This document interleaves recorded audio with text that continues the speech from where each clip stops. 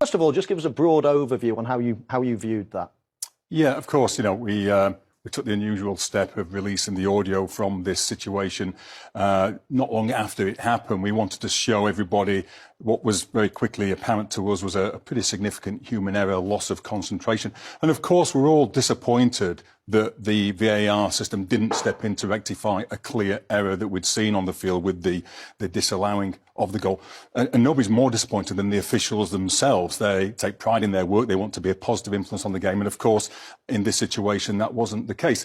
Of course, without VAR, that disallowed goal would still have been a disallowed goal. But VAR exists to step in when we make a wrong decision on the field. So, of course, we're disappointed. And our job then was to try to find out what happened and what we could do to prevent that sort of thing happening in the future. Those words, check complete, they feel a little bit vague in light of what's happened. Are you happy with those words, or do you want more substantial sort of comments on it?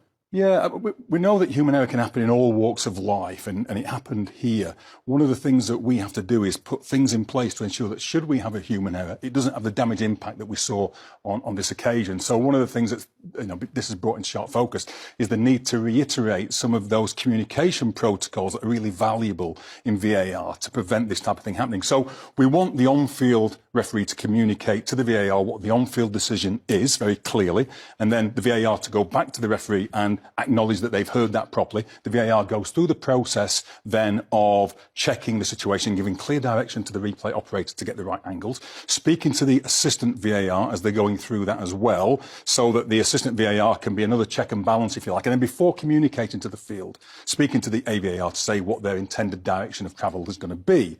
Then at that moment, not just saying check complete, because what are you check completing?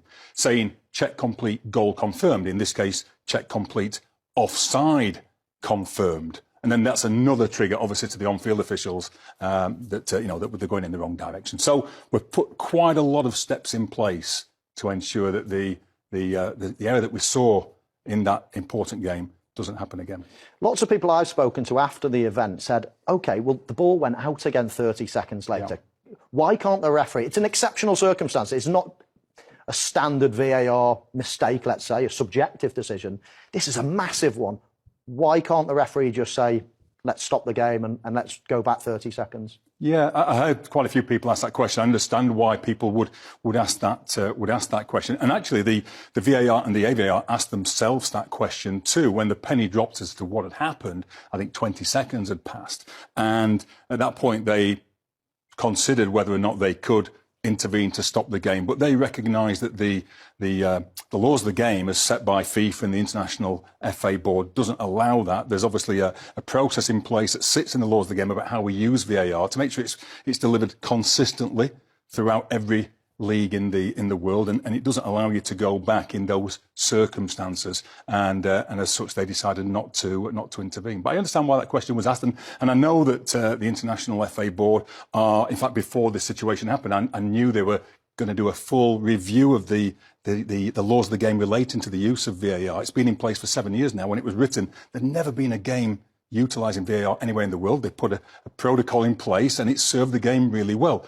But now we've got lived experience of situations like we saw this week, then, we can feed into that as well. And the IFAB will look at whether or not there's a need to tweak some of it. And I'm sure that they'll be looking at this aspect of how VAR is used as well. Was the referee aware of all this that was happening around him as the game was going on? No, it wasn't. I know people talked about, the expression on his face, giving a telltale sign that he knew, but he didn't know at all till the end of the game.